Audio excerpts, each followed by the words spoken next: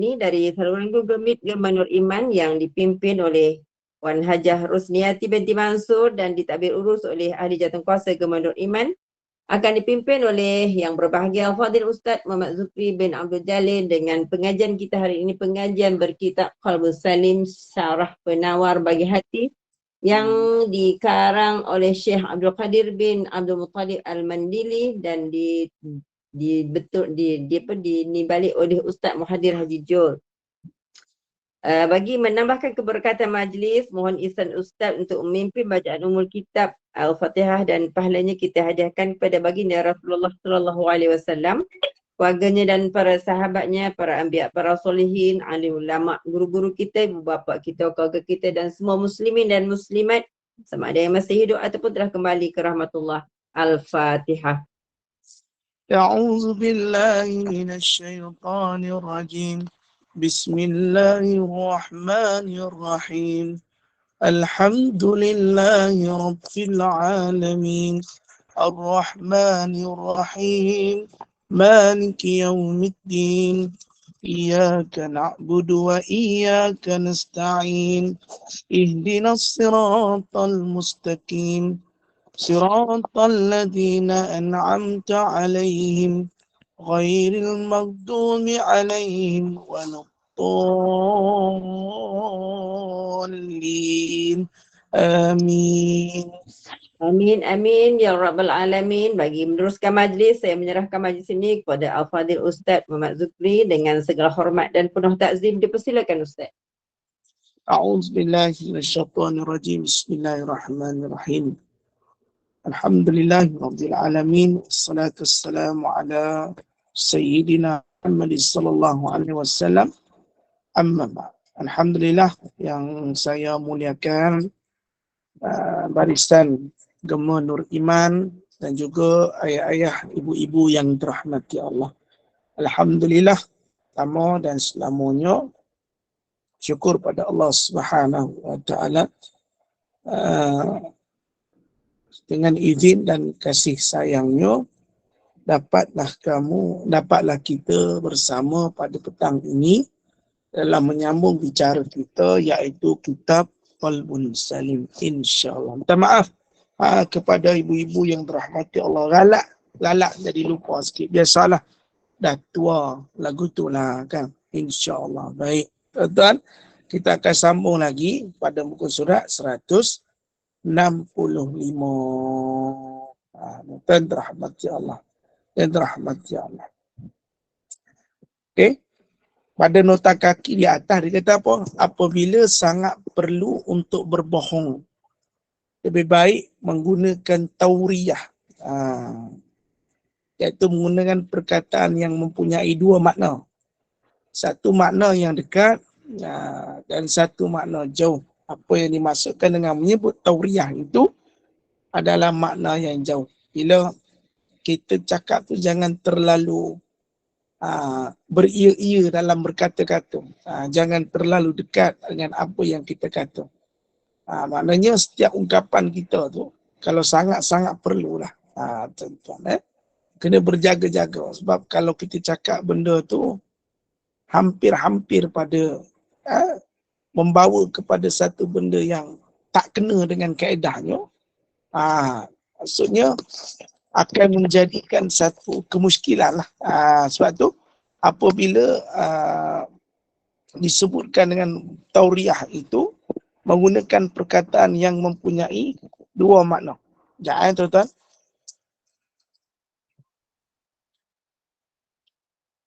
Bila tuan-tuan dan rahmati Allah, yang dikatakan apabila sangat perlu berbohong, lebih baik menggunakan dua makna. Satu, makna yang dekat, tuan-tuan rahmati Allah. Satu makna dekat atau satu makna yang jauh. Apa yang dimaksudkan ketika menyebut tauriyah itu adalah makna yang jauh. Makna di sini abang rahmati Allah Subhanahu wa taala. Tapi kalau kita nak sebut dengan tauriyah itu, tuan-tuan yang rahmati Allah, biarlah bohong itu, percakapannya itu biarlah kena dengan caranya. Janganlah sampai kita berkata dengan sesuatu yang kita kata apa? Macam mana benda Nur ini nak sebut? Dia kalau kita sangat perlu bohong tu, maknanya tauriah ni satu makna tu biar bertepatan dengan caranya. Macam kita sebut sesuatu yang tak kena pun bahaya. Contoh kita kata macam ni, aku nak nampakkan hang Norini ni, dia lagu ni. Dan orang tu kenal sungguh Norini. Tapi cara dia cakap tu tak kena. Hang ni buat cerita ni. Aku rasa hang ni buat cerita. Faham tak maksud dia? Kaedah nak cakap tu jangan terlalu tersasar. Faham. Faham tak? Dia kata, hang ya betul kata macam ni. Ya betul. Maknanya bertepatan tauriah. Dia cuba nak buat create satu benda tapi tak tepat dengan dia. Tak kena pada situasi dia. Sebab tu apabila kita menggunakan perkataan tu biarlah perkataan yang tak terlalu dekat, yang sebaiknya adalah jauh ataupun dekat. Makna itu kena sesuai dengan keadaan. Memang berbohong ni kita tolak sungguh lah. Tolak sungguh. Tapi kalau betul-betul nak berbohong, sangat-sangat perlu untuk kita berkata bohong, guna satu perkataan yang sesuai dengan keadaan.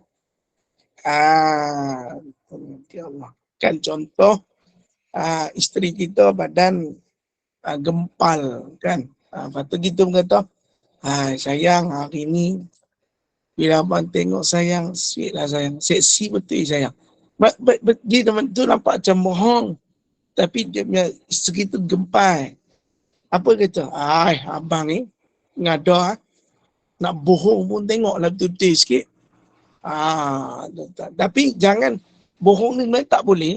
Tetapi kalau perlu ada sebab-sebab yang tertentu. Okey? Tuan-tuan dirahmati Allah. Dalam riwayat Imam Muslim ada tambahan. Walam asma'hu yurakhisu fi syai'in mimma yaqulun nasu minal kazibi illa fi salasin. Al-islahi bainan nas wa hadithur rajulin ra'atahu wa hadithil mar'ati zawjaha. Dan aku Ummu Kalsum tidak mendengar yang baginda memberi rukhsah untuk berdusta yang dikatakan oleh manusia. Maknanya Nabi SAW tidak mendengar yang baginda memberi rukhsah untuk berdusta yang dikatakan oleh manusia. Nabi SAW tak pernah memberi keringanan untuk manusia bohong. Maknanya Nabi tak mengajak umatnya bohong lah. Tuan-tuan dirahmati Allah. Tapi Nabi memberi rukhsah. Rukhsah ni apa? Keringanan dalam berdusta apabila yang pertama dalam perang. Tuan-tuan. Perang tu untuk menipu musuh. Untuk menipu helah musuh. Yang kedua, mendamaikan antara manusia. Mendamaikan tu bagus. Tapi biarlah dengan kaedah tauriah. Kena pada tempatnya dengan kaedahnya. Mudah kita faham tuan-tuan dirahmati Allah. Yang disebutkan tauriah tadi seseorang yang mengungkapkan satu lafaz yang mempunyai dua makna. Pertama makna dekat yang jelas mudah difahami. Kedua makna jauh dan sama tidak mudah difahami oleh akal. Namun yang dikehendaki daripada lafaz tersebut adalah makna jauh. Yang dia menyembunyikan perkara yang zahir dengannya. Contoh, seorang menyatakan bahawa dia tidak mempunyai satu sen pun sedangkan yang dimaksudkan adalah dia tiada duit yang bernilai satu sen.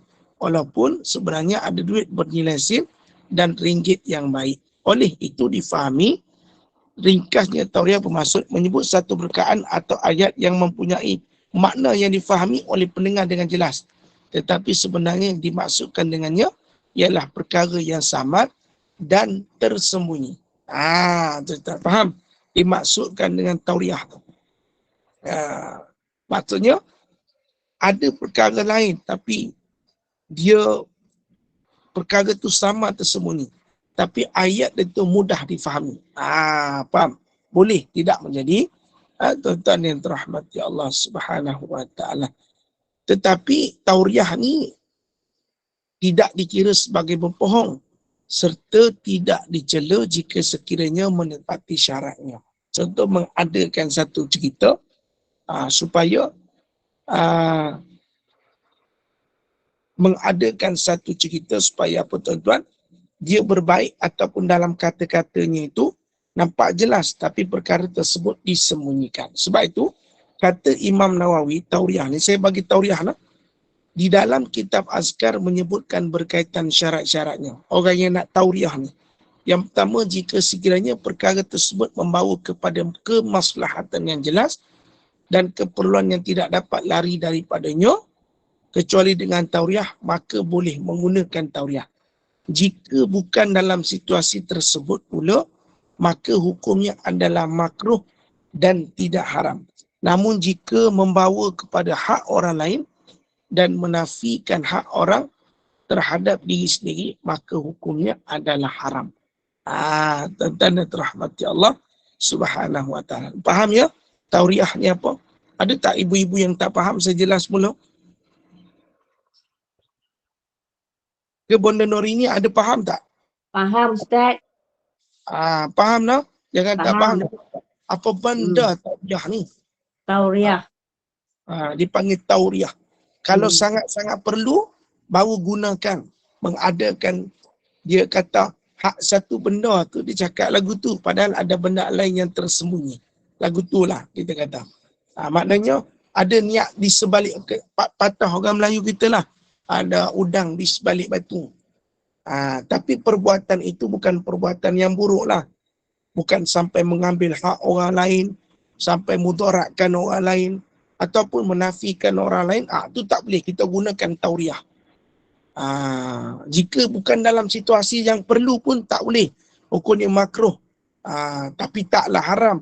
Tetapi sebaik-baiknya, kalau nak menggunakan juga, mesti ada maslahat yang jelas dan keperluan yang tidak dapat lagi daripadanya. Kecuali dengan tauriah, maka boleh untuk menggunakan tauriah. Wallahu alam. Saya takut ibu-ibu tak faham. Ada yang tak faham? Sila tanya.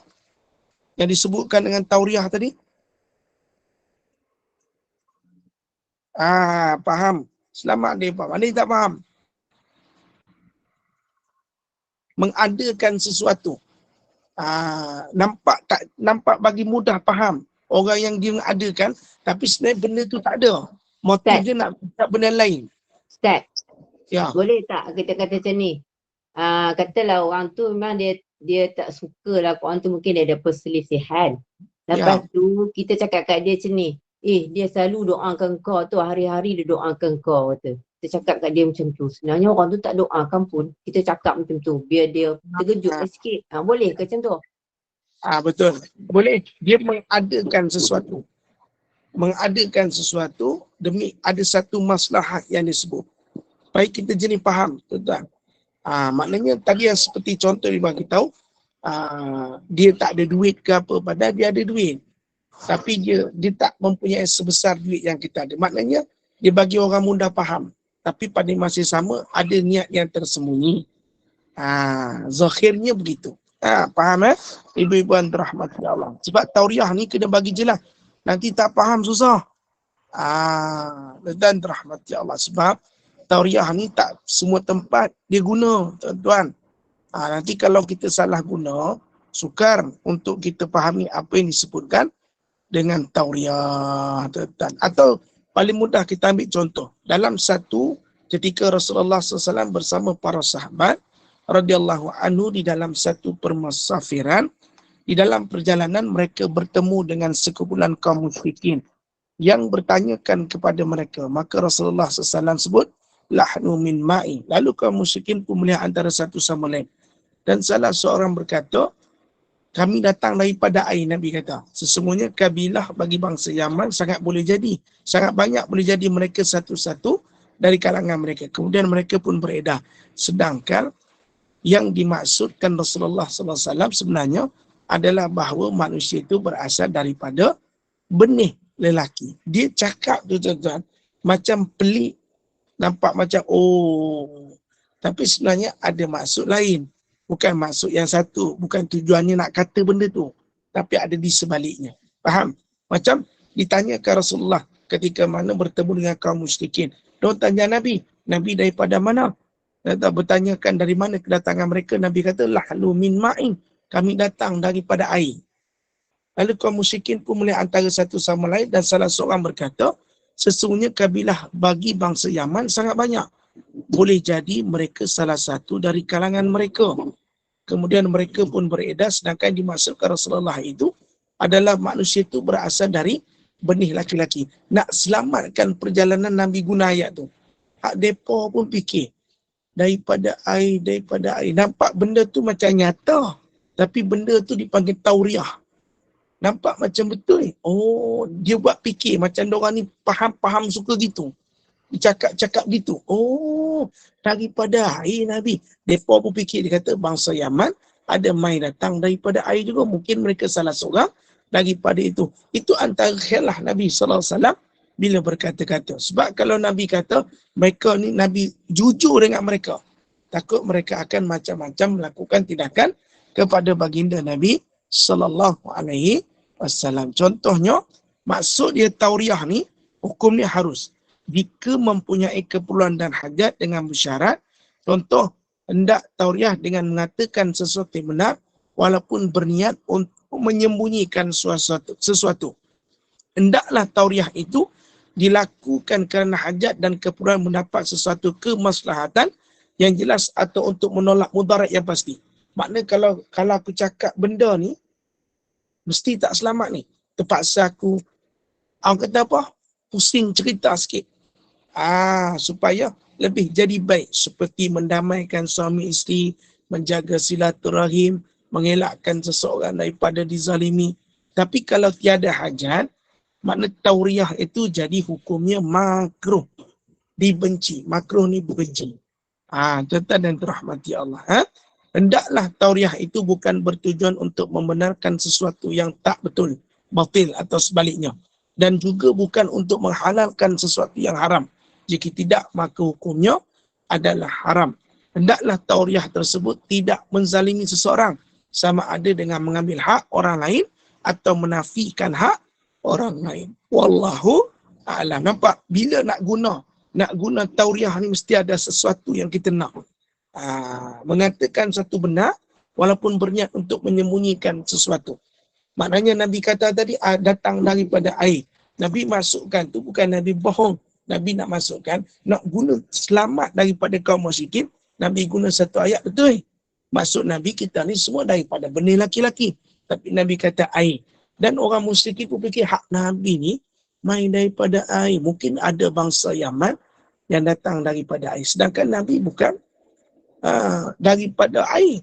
Datang daripada air. Tapi dia orang ingat Nabi datang daripada air. Sedangkan maksud Nabi datang daripada air itu daripada benih laki-laki yang menjadikan manusia apabila sperm bertambah dengan Allah. Wallahu a'lam. Jelas tak?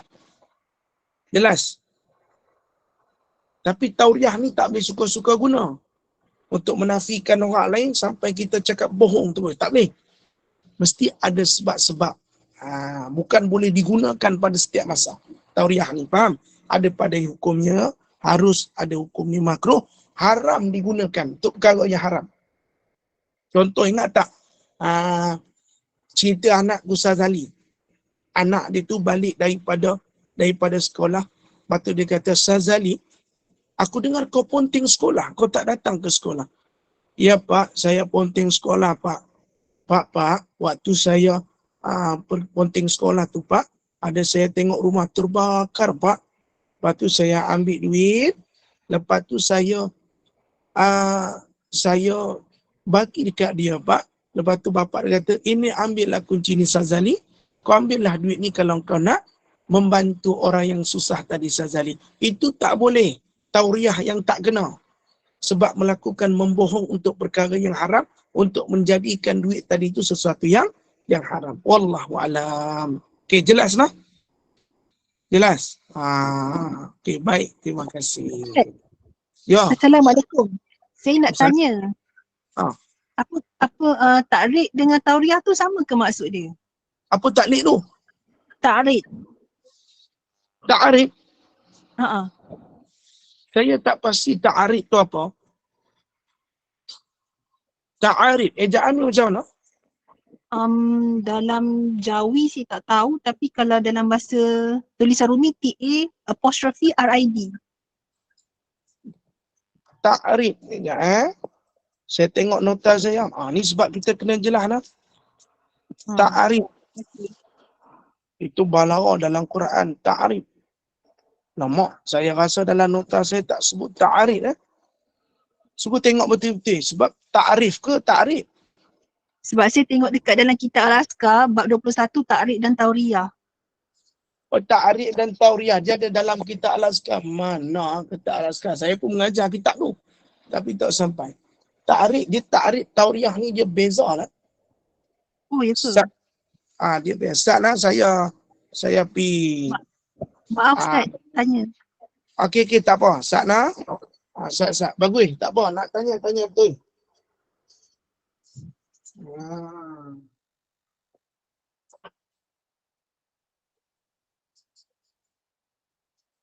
Pada kitab Al-Askar bab ta'rif Bab yang tauriyah tu, dia satu bab. Kalau dalam kitab tauriyah tu muka surat berapa lah? Kitab Ustaz dengan kitab saya takut tak sama. Ya, dia masuk zikir dalam apa? Zikir jihad ataupun zikir dalam puasa? Dalam kitab 18 menjaga lidah. Mencari? Menjaga lidah. Menjaga lidah. Menjaga lidah. Dia bermula dengan ribah dan namimah, betul?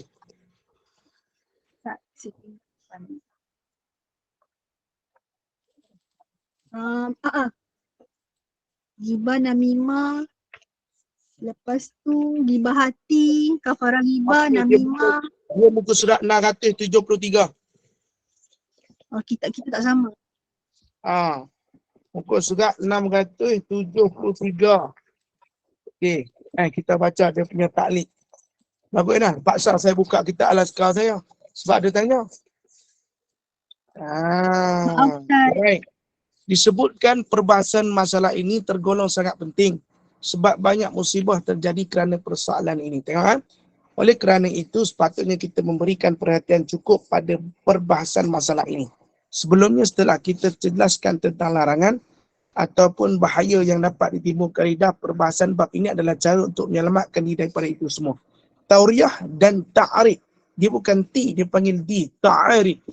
Artinya anda mengucapkan kata-kata yang jelas dalam maknanya, namun anda menginginkan makna yang lain yang juga dikandung oleh kata tersebut. Tetapi berbeza dengan zahir, kata-kata yang diucapkan ini sebagai penipuan. Penipuan, bohong. Dia faham balik ya, bohong ni tak boleh. Tapi ada pada tempat-tempatnya dibolehkan. Tetapi bukan berniat untuk bohong. Dia nak cakap seperti mana saya kebut. Tapi pada niatnya untuk benda yang lain. Tapi benda yang kita guna tauriyah dengan ta'rif ni makna dia sama. Cuma keadaannya digunakan pada sesuai mengikut keadaan. Kan seperti saya sebut tadi, ada hukum harus, ada makruh, ada yang haram. Harus padanya seperti mana kita sebut, inginkan makna yang lain yang juga dikandung oleh kata tersebut. Maknanya dalam kata-kata kita jelas, tapi maksud dia lain. Contoh, kita seperti mana saya sebutkan tadi, contoh orang rumah kita kata, bang, cantik lah bang baju tu. Kan? Harga dia pun boleh lah, cantik lah bang. Tengok cantik lah. Dia pada masa yang sama, dia cuba menafikan benda yang dia nak. Dia menafikan benda yang dia nak. Tapi dia nak. Tapi dia menafikan. Lepas tu dia contoh kita pergi mana-mana. Lepas tu rumah kita pegang barang. Pegang barang. Cantik lah. Kalau letak dekat apa? Dekat rak ni cantik lah, termos ni cantik. Dia sebut cantik tapi dia kata nak tapi dia tak zahirkan nak tu. Dia kata cantik ya. Tapi kalau tauriyah guna pada salah tempat tak boleh. Macam saya cerita pasal anakku Sazali tadi. Kan dia kata, Pak, tadi kan waktu cik people kita sekolah ada rumah terbakar. Cik ambil duit, cik bagi kat dia. Pak dia pun bagi. Itu tauriyah yang tak kena. Menipu untuk kesenangan tapi dia buat cerita. Tapi bukan untuk maslahah mendatangkan kebaikan. Tapi menafikan sesuatu. Sampai dia tekor, sampai pok dia percaya. Jelas lah. Siapa yang tanya tadi? Admin lah. Saya, Apa tu? Kak Intan. Kak Intan lah, suaranya macam orang muda. Masya Allah. Okay, baik. Kak Intan jelas lah. Faham lah? Ta'arif, Muda je Ustaz, umur 30. ta'aridah. Apa dah? Muda lagi, umur 30. Maknanya Sama. ta'aridah dan tauriah ni sama. Oh, sama lah. Okay, terima kasih Ustaz. Pada tempat-tempat dia sahaja. Dia tak boleh main suka-suka saja buat.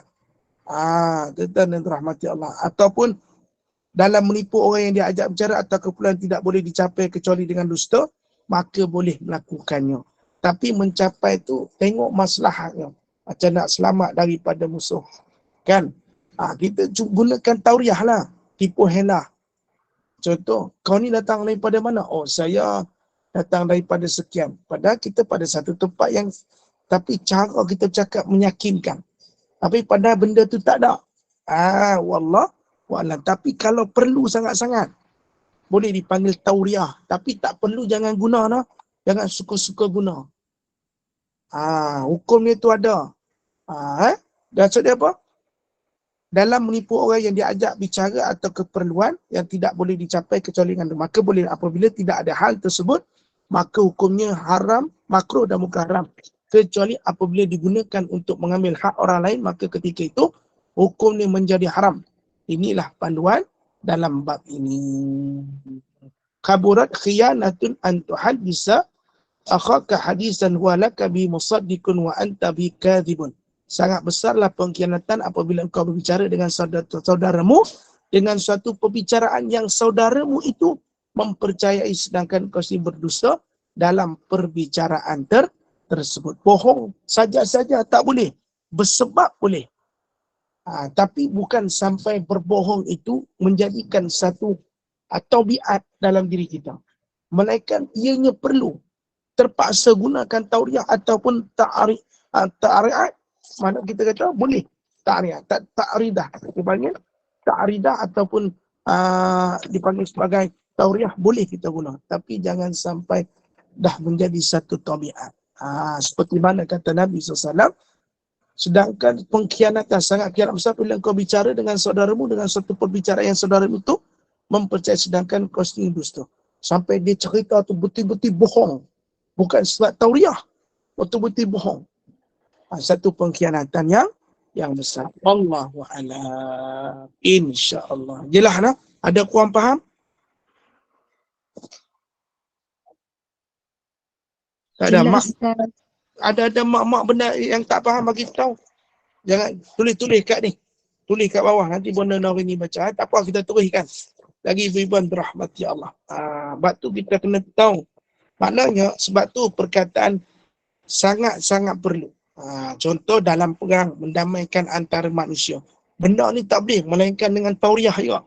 Kita pun duk pakai cerita lah supaya orang tu berbaik. Kita tauriah. Tapi cerita tu jangan menyimpang jauh sangat. Biar nampak betul sikit. Ni kadang menyimpang jauh ada. Okay? Dan juga seorang suami bercakap dengan isterinya dan seorang isteri bercakap dengan suaminya bagi mengelokkan keadaan. Contoh keadaan tegang, dia cakap satu benda betul, tapi kadang pada masa sama, dia cuba kiaskan supaya nampak keadaan tu jadi lebih baik. Wallahu a'lam. Tengok tempat-tempat yang dibolehkan untuk menggunakan tauriah. Bukan suka-suka bercakapnya. Tuan rahmati Allah. Ada juga yang mengatakan, andai janganlah katakan kepada putera anda, aku akan belikan kamu gula-gula.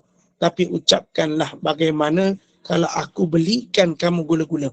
Apabila seseorang yang mencari an-nakai, dia berpesan pada hamba perempuannya, katakan kepadanya carilah dia di masjid.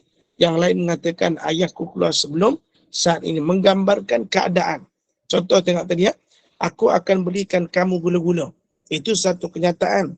Tetapi dengan ayat, bagaimana kalau aku belikan kamu gula-gula. Dia nampak bukan satu penekanan.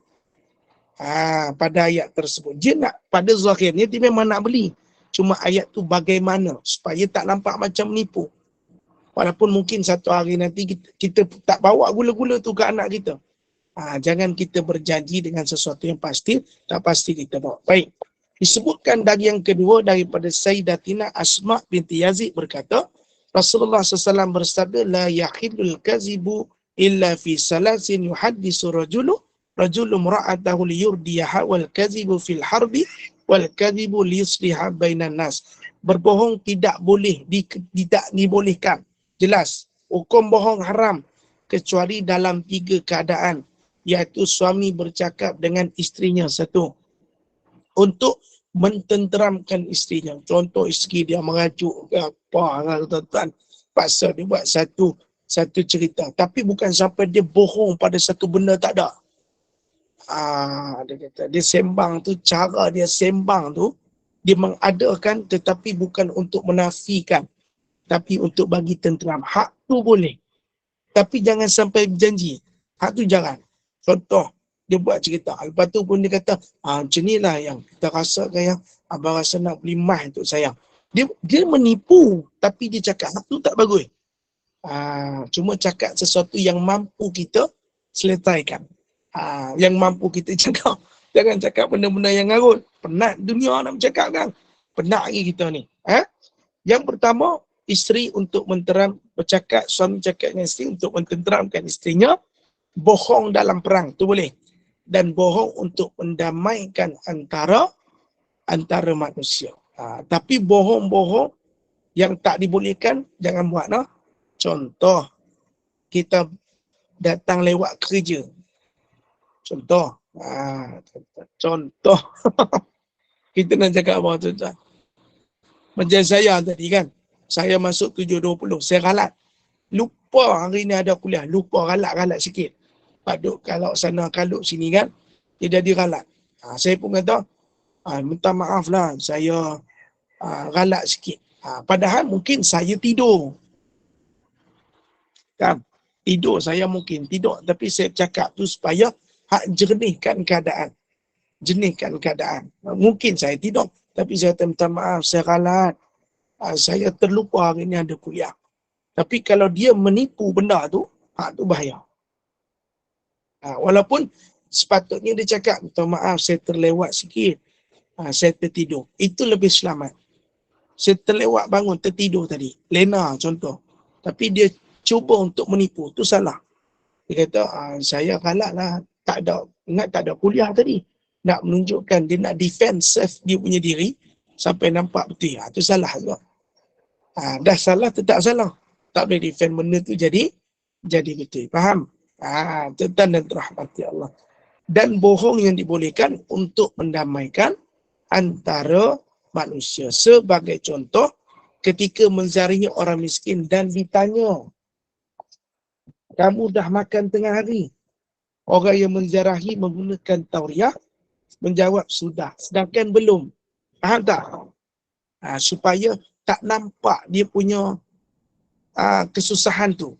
Tu boleh. Dan kamu sudah makan tengah hari. Orang yang menziarahi menggunakan tauriah dengan menjawab sudah. Walaupun dia belum makan. Ketika menyebut sudah, ada yang masukkan sudah makan tengah hari semalam. Kerana jika dia tidak menggunakan tauriah, sudah pasti akan menyusahkan orang miskin. Dan orang miskin pun tanya tadi. Dia tanya dia. Orang tanya, dah makan ke belum? Dah makan dah. Tapi pada hakikatnya belum. Mungkin dia maksudkan dah makan semalam. Bukan tadi. Tadi belum makan lagi. Bukan dia berbohong.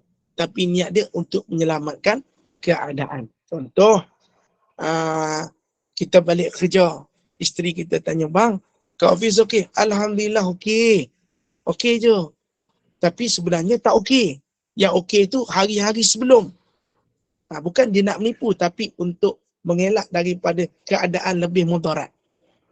InsyaAllah. Jelas tak? Ibu-ibu yang dirahmati Allah kan? Lepas tu kalau kita pergi rumah mak kita kan, dia kata, kau okey tak ni? Dekat rumah, okey mak, Alhamdulillah. Walaupun tak okey, kita kata okey. Adakah dikira sebagai bohong? Tak. Dipanggil tauriah. Sebab benda tu perlu kita buat supaya tak menyusahkan mak kita. Jelas tak? Terpaksa kita buat. Tapi jangan bohong suka-suka ni. Bohong yang melampau. Dia kata, nak kau dekat rumah dah kahwin ni makan apa? Alhamdulillah mak adalah. Dah makan ada rezeki sikit-sikit. Ini tak cerita macam cerita macam melebih-lebih lah. Alhamdulillah mak. Suami beli ikan siakap, ikan kerapu. Banyak mak ketam. Tak usah bohong tu. Terlampau sangat bohong dia. Cakap Alhamdulillah mak ada rezeki sikit makan. Walaupun makan tu susah-susah sikit-sikit. Tapi cakap tu supaya nak selamatkan keadaan. Itu boleh. Contoh. Kadang kita jumpa orang tu sakit. Kita menipu dia. Bukan menipu, dipanggil tauriah. Assalamualaikum, salam. Boleh jarah kau kita. Okey. Padahal dia tak okey. Dia tak okey. Tapi dia kata okey. Datanglah masuk. Sebabkan tak nak kecilkan hati orang yang datang rumah dia ziarah. Faham tak tauriah tu macam mana? Okey? Wallahualam. Boleh digunakan. Tapi pada keadaan-keadaan tertentu. Tapi salah digunakan untuk perkara yang batin. Itu sangat salah. Wallahualam. Contoh kata mak, saya ada kelas tuition. Dah tuition petang ni. Padahal tak ada. Dia kata cikgu ada kelas tambahan. Itu bohong. Lepas tu dia pergi keluar dengan kawan-kawan dia. Pergi mana tuan-tuan? Pergi karaoke ke, pergi main bola. Lepas tu dia balik. Itu bohong. Contoh kalau dia kata, mak, hari ni ada kelas tambahan, mak. Oh ya, okay. Lepas tu kita pun tanya, ada duit tak nak pergi kelas tambahan ni? Kita tak ada duit. Ada tapi cukup-cukup. Tapi kita kata kat mak, cukup mak, ada ni mak, cukup. Pada hakikat dia tak cukup. Tak apa, sebab tak nak susahkan orang tua kita. Wallahu a'lam. InsyaAllah. Baik. Kejahatan yang kedua, kebiasaan kedua yang disebutkan selain berbohong, dipanggil mengumpat. Okey, jelas tadi bab berbohong? Saya risau tak jelas ya. Jelas tak jelas? Ustaz nak tanya satu boleh? Bila? Okey, macam ni. Contohnya seorang suami, lepas tu isteri dia tak berapa baiklah dengan mak lelaki ni. Okey, so lelaki ni pergi jumpa mak dia. Jadi isteri dia tanya, pergi mana? Dia sebab kalau dia cakap jumpa mak, nanti isteri dia macam jadi apa orang kata kecewa ke apa kan. Lepas tu dia kata saya jumpa si Ali.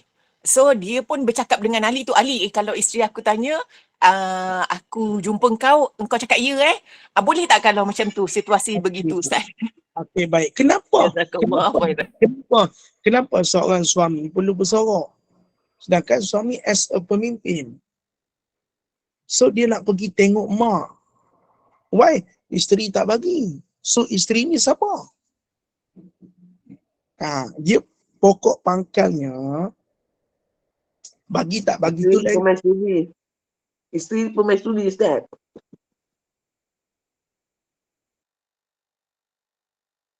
Isteri dia pemaisuri Ustaz. Dia takut. Ustaz freeze. Terkeluar kot. Tak terkejut. Dia terkejut. Isteri Terkejut dengan pemaisuri. Bukan dia punya suara Mak Wan tak dengar. Okey, macam ni contoh. Dia sebenarnya pergi tak ada masalah. Kan? Pergi tak ada masalah. Masalahnya kalau tak pergi rumah mak sampai terasa hati, kita berdosa. Faham? Kalau kita tak main rumah mak, kata ulama, mak kita kata tak apalah, nak main, tak nak main sudah.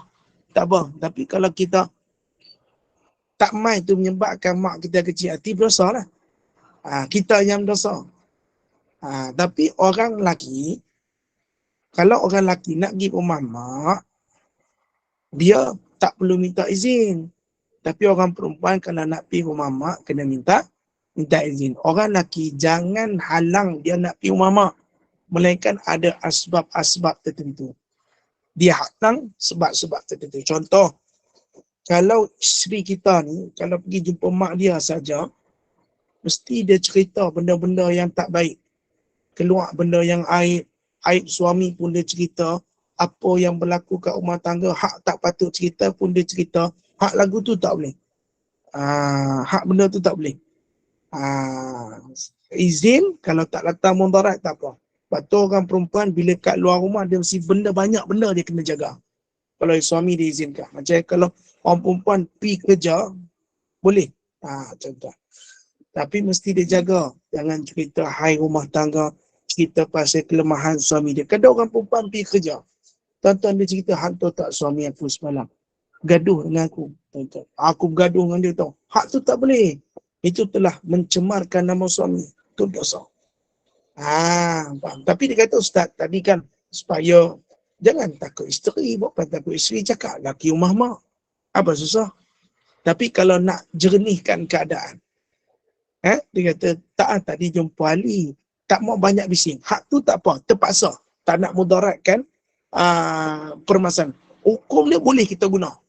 Tapi kalau selalu menggunakan benda begitu, takut-takut satu hari kita simpan mau perempuan belakang kita. Tak besar tak? Padahal dia kata jumpa tu ni, jumpa ni. Sedangkan dia jumpa perempuan. Tabiat ni sebenarnya tak boleh. Walaupun dibenarkan tauriah bila sangat perlu. Tapi kalau dia kata, ustaz ni kata boleh tauriah, dia pergi jumpa perempuan lain. Itu perkara yang haram. Hukum dia haram. Faham tak? Jelas tak yang tanya tadi? Jelas Ustaz. Terima kasih. Sama-sama. Ada soalan lagi? Kekurang faham, kekurang ajak. Tak boleh macam tu.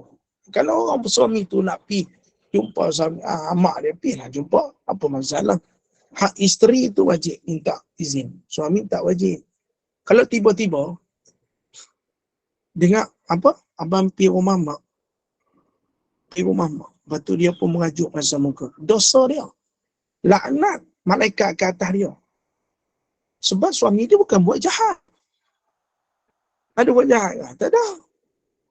Kenapa dia nak mazam muka? Apa dia nak marah? Laknat ke atas dia. Contoh, suami pergi masjid. Dia tak bagi. Lagu ni perempuan tak usah lah kahwin. Tak usah kahwin tak apa. Tak ada bini lagi pun tak apa. Ada nak pergi majlis pun tak bagi. Berat ni. Ni berat. Kes berat ni. Wallahua'alam. Jelas lah yang tanya tadi? Okey, jelas. Baik, Pak Wan. Ada soalan? Tak ada lah. Tak ada, kita masuk sikit. Bab mengumpat. Mengumpat ialah engkau menyebut tentang kekurangan seseorang yang jika dia mendengar, dia benci. Walaupun kekurangan yang disebutkan itu benar. Dia tak suka. Walaupun kekurangan, contoh, bonda-bonda kata Ustaz Zulkifli gemuk ke dempol. Kan? Dia kata Ustaz Zulkifli tu gemuk, dempol, bulat. Walaupun benda tu betul. Tapi Ustaz Zulkifli tak suka dengar. Maknanya dikira sebagai mengumpat. Faham? Tapi kalau orang panggil saya comel, saya tak marah. Sebab memang saya comel. Kan? Comel itu kan kesetiaan. Dan rahmati Allah. Dan kekurangan yang disebut. Disebut itu sama ada berkaitan tubuh. Tak boleh. Akal perbuatan. Kalau akal tubuh ni kita panggil body shaming. Perkataan kanya atau lain. Ada yang tak kena. Bila orang kita tengok dia pakai baju, kita pun mengumpat. Hang tengok baju dia tu. Ya Allah, ya tu aku baju dia buruk dah. Aku tak tahu dia beli kat mana. Dia dengar, dia tak suka, kita kira mengumpat. Tu baju dia, letak dia lah. Baju dia hampir sibuk apa. Tuan. Kan? InsyaAllah. Baik. Allah Subhanahu wa ta'ala berfirman, وَلَا يَتَّبْ بَعْضُكُمْ بَعْضًا أَيُحِبُّ أَحَدُكُمْ أَنْ يَأْكُلَ لَحْمَ أَخِيهِ مَيْتًا فَكَرِهْتُمُوهُ. Dan janganlah setengah kamu mengumpat setengahnya yang lain. Adakah kamu suka makan daging saudaranya yang telah meninggal dunia? Maka sudah tentu kamu jijik kepadanya. Ngumpat ni umpamakan apa Nabi SAW kata apa? Iaitu kamu makan daging saudara kamu yang masih meninggal dunia. Mesti kamu jijik. Sebab tu ngumpat ni dilarang sama sekali di dalam Islam. Janganlah mengumpat orang. Kita nak mengumpat buat apa? Kan tuan-tuan? Kan? Nak mengumpat apa? Biarlah. Dan Allah Ta'ala dia jadi lagu tu. Tapi biasalah manusia. Kan? Manusia. Mesti ada. Kan? Kadang kita sembang-sembang. Dengar Ustaz Zulkifli kuliah bosan lah. Tengok dia kuliah bosan lah. Kalau Ustaz Zulkifli dengar kan, dia jadi kecil hati. Tak boleh Kita senyap je. Jangan bagi orang kecil hati. Kan? Kita ni terlalu banyak komplain, takut-takut kita tak nampak lemah diri kita. Contoh saya sebut Contohlah benda Norini ni, benda mudah kan ni. Tapi dia tak sebut apa, dia borak-borak dia je. Hak tu mengumpat lah. Tuan, borak-borak dia je. Kan? Lepas tu benda-benda yang rasa ada benda kurang, mesti kita cakap supaya jelas. Supaya kita tak dikategorikan sebagai orang yang mengumpat. Apa-apa pun, kalau boleh jangan sebut satu benda orang tak suka. Contoh. Satu benda yang kalau dia dengar, dia tak suka. Itu dikira sebagai mengumpat. Apa jua sekalipun lah dalam perbuatan. Tapi kalau perbuatan itu menjadi satu contoh, maka kita boleh sebut. Tapi jangan sebut nama dia. Dia kata semalam kan saya dah tengok satu orang ni, perangai dia begini. Tak mau, kita tak mau jadi perangai lagu ni. Jangan sebut nama. Itu bukan mengumpat. Boleh jadi contoh, insya-Allah boleh. Contoh, saya mandikan jenazah. Saya kata satu hari tu tuan-tuan, saya mandikan jenazah. Jenazah tu saya mandikan tuan-tuan, keadaan cin ni. Benda tu tak elok sebenarnya. Tapi jadi contoh, kita tak sebut siapa. Pun boleh. Baik, jelas lah tuan-tuan. Maksudnya contoh kita ada sebut ustazah ni. Satu ustaz ni saya ada mengajar. Saya pun tak berapa lah ustaz mengajar dia. Saya ada ustaz ni. Ustaz ni cakap lagu ni. Kita tak mengumpat. Kita cakap ustaz ni. Ustaz mana satu banyak. Tapi kita ustaz ni. Supaya apa? Kita tak nampak jelas ke dia. Ustazah ni kita tak kata ke dia. Tu lebih baik. Wallahu a'lam. Dan daripada Sayyidina Jabir bin Abdullah Sayyidina Abu Sa'id Al-Qadri Rasulullah SAW bersabda, "Iyyakum wal ghibah fa innal ghibata asyaddu minaz zina." Qila lahu kaifa qala inna rajula qad yazni wa yatubu fayatubu Allahu alaihi wa inna sahibal ghibah la yu'faru lahu hatta yaghfira lahu sahibuhu. Kamu hendaklah menjauhkan diri daripada mengumpat, kerana mengumpat lebih dahsyat bahayanya daripada zina. Baginda ditanya bagaimana ia boleh jadi begitu. Baginda menjawab, sesungguhnya kadang-kadang seorang lelaki berzina dan bertaubat, lalu Allah menerima taubatnya. Sesungguhnya orang yang mengumpat dosanya tidak akan diampunkan, sehingga orang yang diumpat tu dia mengampunkannya. Riwayat Ibnu Abi Ad-Dunya dan Abu Syekh. Nabi SAW melihat di dalam neraka pada malam Mi'raj, tiba-tiba baginda melihat beberapa lelaki yang sedang memakai bangkai. Baginda Nabi SAW bertanya, siapakah mereka itu wahai Jibril? Jibril menjawab, mereka adalah orang-orang yang mengumpat orang lain. Wallahu a'lam. Kita berhenti pada nota kaki 182. Insya Allah. Wallahu a'lam. Boleh? Jelas? Kita berhenti takat tu dulu pada nota kaki 182 muka surat 167. InsyaAllah bab mengumpat kita tak habis lagi dah. Bab bohong selesai dah. Ingat bohong ni haram. Cuma ada ruksah berbohong pada keadaan-keadaan tertentu saja. Tapi sifat tu jangan terlalu guna. Adalah sangat perlu baru boleh guna tauriah. Tapi kalau tak perlu jangan. Takut-takut kita menjadi kelaziman sampai kita bohong betul. Nah, faham lah? InsyaAllah. Wallahu a'lam. Ni orang Kedah kata, jangan cerai sangat lah. Cerai siap. Wallahu a'lam.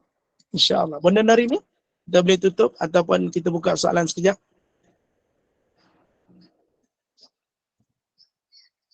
Benda hari ni hilang mana? Buang yang besar. Kau cucu menangis? Mak Wan, Mana dia terkeluar kot. ke cucu menangis? Emergency. Mira tak ada Mira. Ada, ya, kenapa? Oh, ada. Nak tutup majlis ke? Oh, ada tanya soalan? Oh. Ingat cucuk menangis ke apa? Tak, cucuk tak menangis. Cucuk ke cucu? Cucuk ada dua. Satu codang, satu cucuk. Allahu Akbar. Ya, Ustaz. Oh, kita Al-Azkar. Bagus. Bagus belajar kitab ni. Okey, silakan. Dalam suku kita mungkin boleh ada nak tanya soalan ke kerana Amira nak nyanyi lagu Hindustan ke? Ikutlah boleh lah.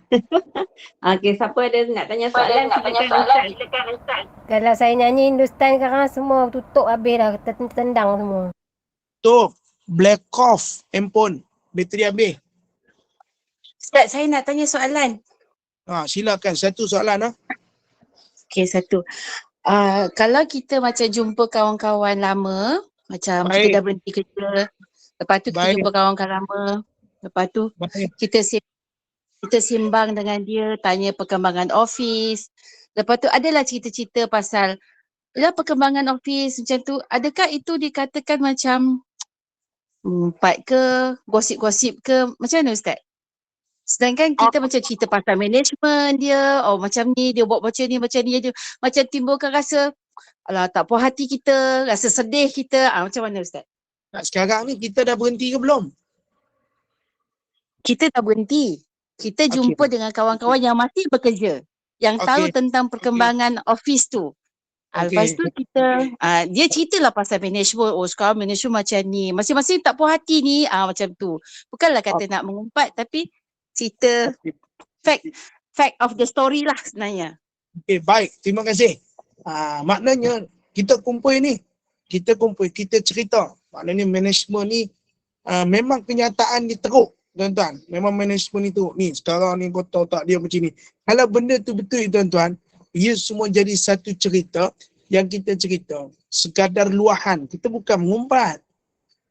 Ngumpat bukan. Tapi benda tu fakta yang betul. Tapi kita cerita situasi keadaan waktu kita kerja dengan waktu kita dah tak kerja. So dia ceritalah lagu tu, management macam ni lah.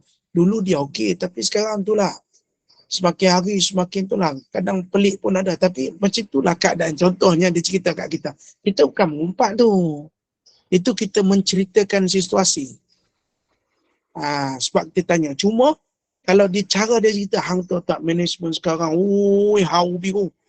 Hang tahu tak management sekarang tuntang punya tak boleh pakai ya. Benda ni. Bila dia menceritakan tu soalan dia menceritakan, mengimagekan satu buruk tempat dia kerja. Sedangkan tempat tu tempat rezeki dia. Kan? Sebaiknya kita orang Islam ni tuan-tuan, at leastnya sekalipun benda tu nampak macam agak tertekan lah kan. Kan? Macam benda tu satu benda yang agak kalau dengar tak sedap telinga kita dengar. Kan? Sepatutnya kawan kita dah berhenti kerja. Hak kita cerita tu biarlah nampak cantik. Management sekarang macam mana? Okey.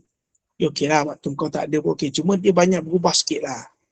Macam allowance tu dia tarik sikit. Adalah benda-benda yang beza sikit lah daripada waktu kau tu lah.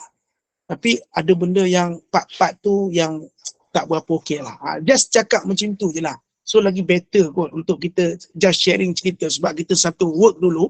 Satu gitulah. Tapi bila kita dah cakap, kita mula bersembang. Tapi kau tahu tak dulu kau punya musuh, kau ingat tak musuh kau dekat meja tu?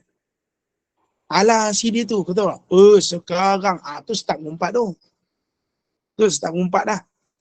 Dia kata, ingat tak meja tu? Alah si siapa tu nama si Sarah. Makan siapa habis iman, saya turun dia makan. Atau makan dah mungkin. Apa nanti? Faham tak yang tadi tanya? Faham tak faham? Faham Ustaz, kalau tak. Okey, faham tak Anissa nak? Kita kalau cerita tu hak cerita sekadar perkongsian okey, kita sebut. Tapi jangan sampai melalut sangatlah. Aku malah yang kerja sini sebab kat sini tak okey. Dia sharing mengadu masalah. Dia bukan ngumpat, dia sharing. Ustaz, kalau dia sebut lah, kalau dia kata, bos kau macam mana?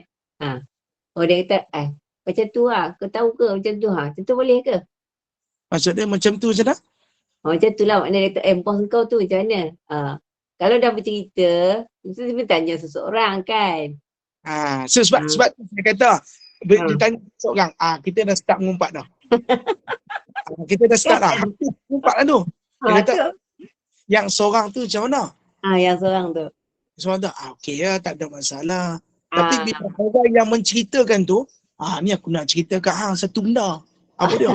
Mulalah tu. Sebelum kau berhenti, Dia kurus. Tapi sekarang badan dia, ya Allah, gemuk weh. Itu ngumpat tu. Kan. Ya, dulu kan dia kan poyo-poyo. Bila ada bos datang dia make up lah, tak bedak. Sekarang gemuk weh. Gemuk, kau tahu penggemuk weh. Kalau kau tengok dia, na'udzubillah min zalik, gemuk gila weh. Aku pun kalau tengok nak termuntah, kau tahu pakai baju berlemak keluar ke tepi. Itu teruk tu. Ustaz empat macam tu. Kalau yang macam yang paling tak ada teruk macam tu. masalah. Ustaz, kalau macam yang bab-bab fizikal macam tu tak ada masalah lah bagi saya. Cuma macam cerita company ni teruk lah, dia ni macam inilah, makin kejam lah. Itu tak ada masalah. Itu bukan ngumpat, itu satu benda hak kita sebagai kerja, kita cerita sharing kat orang lama kata. Tapi benda tu biar berfakta. Benda tu fakta. Tapi ingat, kita cari kerja kat tempat, cari rezeki kat tempat kerja tu. Kalau kita mengata, kan menimbulkan rasa ketidakpuasan hati, kita pergi kerja tak suruh. Ustaz, kalau macam tu kira kita dapat dosa kering tak? Dia bukan dosa kering, dia sharing. Pada masa yang sama, jangan sebutlah benda tu kalau boleh. Kan. Kan, imej syarikat. Jangan risau tersebut. Bukan. Ustaz, kalau orang yang masih bekerja tu, mungkin dia tak yalah dia cerita. Tapi orang yang bertanya ni lah kan, yang bertanya ni yang nak korek rahsia-rahsia semua tu kan. Jadi orang yang tu macam mana? Adakah dia pun dia nak mengumpat ke? Dia sebab dia yang akan jadi teaser tahu Ustaz, dia yang akan mencuba kan. Cari cerita menarik. Mempertahankan. Dia cerita. Inilah yelah, manusia. kalau kita kafe cekik darah macam tempat saya berniaga tu, 2 tahun sekali naik, 2 tahun sekali naik RM50 sampai dah dekat nak jejak 1,000 dah sebulan satu lot tu. Dah habis naik sewa apa kita cakap lah. Apa Damansara cekik darah lah, apalah macam mana Ustaz? Berdosa ke tak berdosa tu Ustaz?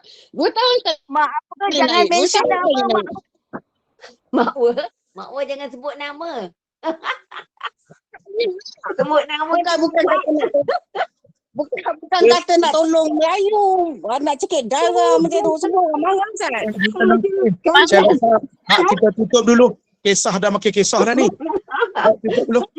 Okey, kita tutup lah. Nanti kita tanya Ustaz lagi lah. Ustaz takut dia ngumpat. Banyak sangat mengumpat ni, baik berhenti dah.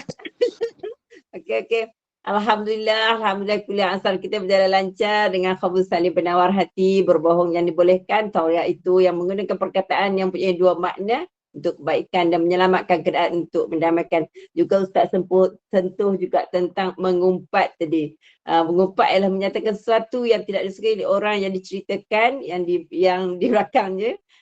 Mudah-mudahan kita tidak termasuk dalam golongan-golongan yang itulah, ya Allah. Mudah-mudahan kita tangguh pengajian kita petang ni Ustaz. Terima kasih Ustaz. Terima kasih semua jemaah. Nanti kita sambung. Boleh tak mengumpat company? Tajuk dia boleh tak mengumpat company yang tak naik gaji? Tak naik gaji boleh lah tu hak masing-masing. Saya baru nak cakap yang kita umpat ni macam orang, tapi kita mention nama company yang kita umpat. Siapa yang dapat dosa? Adakah kita mengumpat nama company dibenarkan? Kita akan sambung pada Jumaat minggu hadapan pukul 5 suku. Baik Ustaz, saya tunggu. Okey, kita tangguh pengajian kita petang ni, kita sambung minggu depan insya-Allah. Terima kasih Ustaz atas ilmu yang disampaikan. Terima kasih semua jemaah. Saya mewakili Gemma Nur Iman, mohon maaf hanya ada sebagai kekurangan dalam majlis kita ini. Segala yang baik itu daripada Allah dan yang buruk itu adalah daripada kekurangan kami sendiri. Bagi menutup majlis, mohon Ustaz bacakan doa penutup, tasbih kafarah dan surah Al-As, dan saya akhiri dengan wabillahi taufiq wal hidayah. Wassalamualaikum warahmatullahi wabarakatuh. Silakan Ustaz. Subhanallah wa bihamdihi subhanallahil azim asyhadu la ilaha illa anta nastaghfiruka wa natubu. Bismillahirrahmanirrahim. Wal 'asri innal insana lafi khusr illa alladziina amanu wa 'amilus shalihat wa tawassaw bil haqq wa tawassaw bis sabr. Insyaallah kita jumpa minggu depan dengan tajuk bolehkah kita mengumpat company yang kita kerja. Wabillahi taufiq. Assalamualaikum warahmatullahi wabarakatuh. Saya tak masuk sebab tak nak